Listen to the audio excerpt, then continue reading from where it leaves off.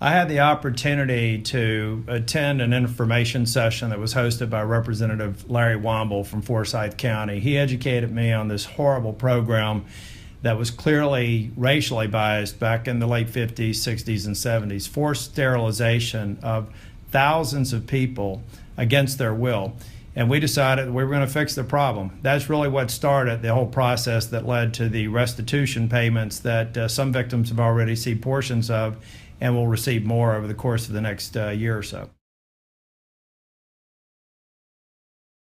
What we found out long before I was Speaker of the House, actually before I was even the House of Representatives, that there were a number of people in leadership who were just not prepared to face up to the reality that the state had done something wrong. They never picked up the bill that Larry Womble had been wanting to move for several years. We decided we were going to take the hits and do the right thing for the victims. It was not easy. We had opposition from both sides, some saying we shouldn't do it at all, others saying we're not doing enough. But that had been the arguments that had prevented it from happening in the past. We decided that we were going to push through and do the right thing for the victims.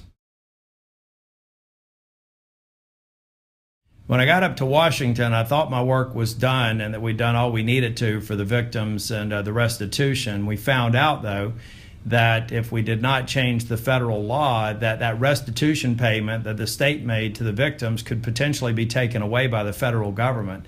We got unanimous support out of the Senate, and we recently passed it out of the House, and it's going to the president's desk. It makes sure that restitution payment is solely the victims, not something that will be paid back to the federal government. Now I hope that other states, states like California, and others who were also guilty of similar programs back in the 50s, 60s, and 70s step up and provide restitution to their victims in their states.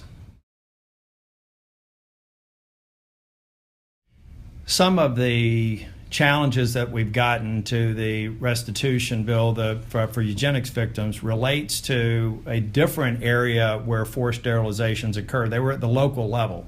They weren't ordered by the state. What I'm encouraging local governments in North Carolina to do is look at programs that may have been under local control, see if they can implement policies that allow victims of forced sterilization at the local level to receive restitution payments similar to what those who were ordered by the Eugenics Board will receive. It's difficult. The paperwork, a number of other things will have to be used to validate claims, but I think it's worth looking at, trying to do the right thing for more people if we can implement these kinds of programs at the county level.